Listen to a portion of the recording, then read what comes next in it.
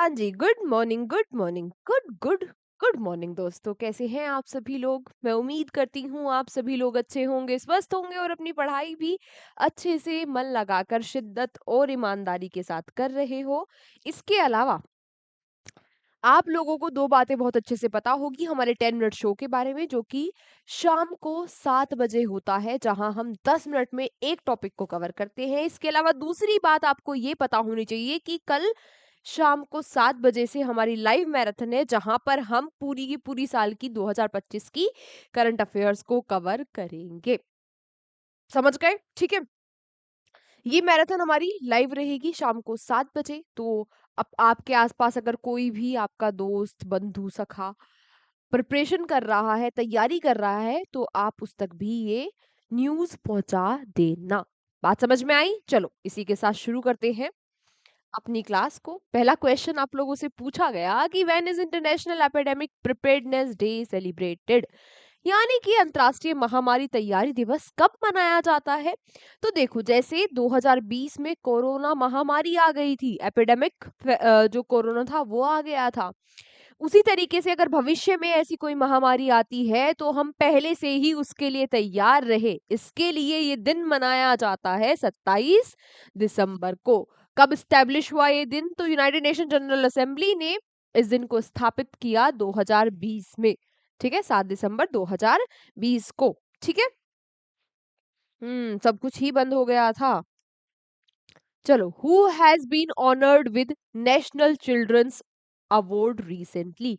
हाल ही में राष्ट्रीय बाल पुरस्कार से किसको सम्मानित किया गया है? अभी हाल ही में बाल पुरस्कार दिए गए, तो किसको सम्मानित किया गया? वैभव सूर्यवंशी को सम्मानित किया गया। ठीक है। वैभव सूर्यवंशी आप लोगों को पता होगा, बिहार से ये है। 14 इयर्स के हैं, मात्र 14 साल के हैं। आईपीएल में भी ये खेल चुके हैं, यानी कि क्रिकेटर है। ठीक है। इसके अलावा अभी हाल ही में 20 बच्चों को ये बाल जो पुरस्कार है इनसे सम्मानित किया गया। किसके द्वारा? हमारी जो राष्ट्रपति हैं द्रौपदी मुर्मू जी, उनके द्वारा। और ये इंडिया का हाईएस्ट नेशनल ऑनर है फॉर चिल्ड्रंस। बच्चों के लिए भारत का सबसे बड़ा सम्मान है भारत में। ठीक है। अगला प्रश्न ये रहा आपकी स्क्रीन पर। Who has recently been elected chairperson of BWE Athletics Commission? तो BWE Athletics Commission की चेयरपर्सन किसको चुना गया है? कौन है ये? किसकी फोटो लगी है? हम्म हाँ, एग्जाम में फोटो लगी हुई नहीं मिलेगी। ये मत सोचना कि एग्जाम में भी ऐसे ही मिलेगा कि अच्छा क्वेश्चन इधर पूछा, इधर फोटो लगा दी और हम फोटो से पहचान लेंगे, है ना? हाँ, वाह। चलो, पीवी सिंधु बन गई है BWE, यानी कि बैडमिंटन वर्ल्ड। ई नहीं, ये एफ होगा। हाँ, BWF, बैडमिंटन वर्ल्ड फेडरेशन की चेयरपर्सन 2026 से 29 के लिए। Next, who has written the recently released book title The Great Sanctions Hack? हाल ही में जो ये किताब लिखी है, ये रिलीज हुई है किताब, आपसे पूछ रहा है कि इस किताब को किसके द्वारा लिखा गया? तो जिसके द्वारा लिखा गया वो फॉर्मर गवर्नर रह चुके हैं आरबीआई के। हाँ, हिंट, 24th गवर्नर थे हमारे। 24th गवर्नर थे ये आरबीआई, यानी कि रिजर्व बैंक ऑफ इंडिया के। नाम क्या है इनका? उर्जित पटेल, बिल्कुल सही बात। और अभी ये इंडिया के एग्जीक्यूटिव डायरेक्टर है आईएमएफ, यानी कि इंटरनेशनल मॉनेटरी फंड में। इनके द्वारा इस किताब को अभी हाल ही में लिखा गया है। उर्जित पटेल जी के द्वारा इस किताब को लिखा गया है। यहाँ पर नाम आ गया है आरबीआई का, और आरबीआई के बारे में मैं आपको बहुत बहुत कई बार रिवाइज करवाती हूँ क्लास में भी। तो आज ये आपका क्वेश्चन फॉर यू है। आरबीआई की कब स्थापना हुई? कौन इसके गवर्नर है अभी फिलहाल करंट में? है ना? हेडक्वार्टर्स कहाँ है? सारी बातें आप मुझे कमेंट बॉक्स में बता देना। Who has recently been declared a tiger state again after 33 years? 33 सालों के बाद कौन फिर से टाइगर स्टेट घोषित हुआ है? तो एक बार फिर से टाइगर स्टेट बन गया है गुजरात। नेशनल जो टाइगर कंजर्वेशन अथॉरिटी है यानी कि राष्ट्रीय बाघ संरक्षण जो प्राधिकरण है, उसने घोषणा की कि भाई फिर से 33 सालों के बाद फिर से टाइगर स्टेट बन गया है गुजरात। गुजरात के दाहोद जिले में जो रत्ना महल वाइल्ड लाइफ सेंचुरी है, वन्य जीव अभ्यारण्य है, वहां पर एक मेल टाइगर अभी हाल फिलहाल में ही देखा गया। Who has recently introduced the official butterfly logo for the COP17 conference? जो COP17 कॉन्फ्रेंस है उसके लिए आधिकारिक तौर पर ये बटरफ्लाई जो लोगो है ये किसने जारी कर दिया? तो ये लोगो जारी किया है उसी देश ने जहां पर ये COP17 की मीटिंग होने वाली है। अब बात आती है कि ये COP17 की मीटिंग कहाँ होने वाली है, तो ये बात भी आप लोग याद रखना, ये होने वाली है अर्मेनिया में।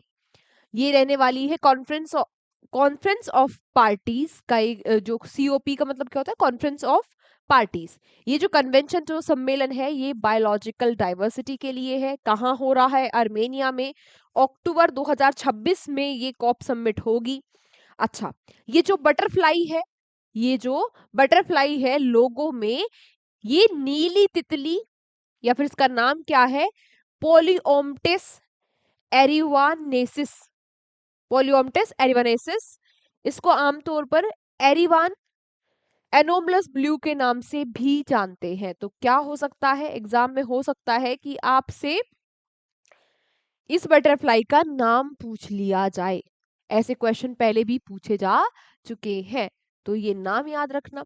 अच्छा, दूसरी बात, ये जो बटरफ्लाई है ये येरेवन, ये जो अर्मीनिया का येरेवन रीजन है सिर्फ वहीं पर पाई जाती है ना। तो वहीं पर ये मीटिंग हो रही है अर्मेनिया के येरेवन में, वहीं पर जो लोगों में बटरफ्लाई है वो पाई जाती है।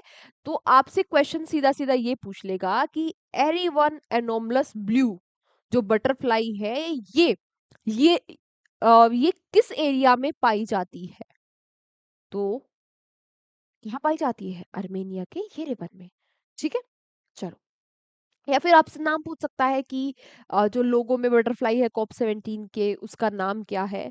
अच्छा, इसके अलावा लोगो भी याद रख लेना, टेक एक्शन फॉर नेचर इस समिट का लोगो है।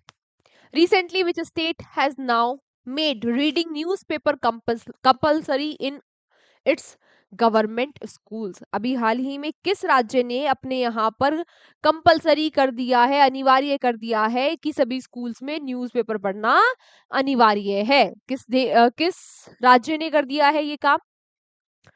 ये काम कर दिया है भाई योगी आदित्यनाथ जी ने, कि 10 मिनट भाई न्यूज़पेपर पढ़ना कंपलसरी है असेंबली में, है ना, सभी स्कूलों में। Recently, with whose collaboration has India's first indigenous MRI scanner been developed? हाल ही में किसके सहयोग से भारत का पहला स्वदेशी MRI स्कैनर विकसित किया गया है? तो भारत का पहला है, क्वेश्चन इंपॉर्टेंट, किसके साथ किया गया? जोहो के साथ मिलकर ये पहला MRI यानी कि मैग्नेटिक रेजोनेंस इमेजिंग स्कैनर जो है इसको डेवलप किया गया। ठीक है, second last question, where has India's largest ancient circular stone labyrinth been discovered recently? हाल ही में भारत की सबसे बड़ी प्राचीन गोलाकार पत्थर की भूल भुलैया कहाँ खोजी गई है? ये पत्थर की सबसे बड़ी भूल भुलैया जो है इसको खोजा गया महाराष्ट्र में। महाराष्ट्र में भी कहाँ? महाराष्ट्र के सोलापुर डिस्ट्रिक्ट में, है ना। इसकी जो कार्बन डेटिंग आई है कि ये जो पत्थर है ना, गोलाकार पत्थर है भूल भुलैया, ये 2000 साल पुराना है ना। सतवाना पीरियड से ये बिलोंग करता है ये पत्थर। और इस पत्थर से जो इंडो रोमन, भारत की जो रोम के साथ जो ट्रेडिंग होती थी उसके बारे में भी पता चलता है। आज का हमारा last question, recently K Shekhar has passed away, who was he?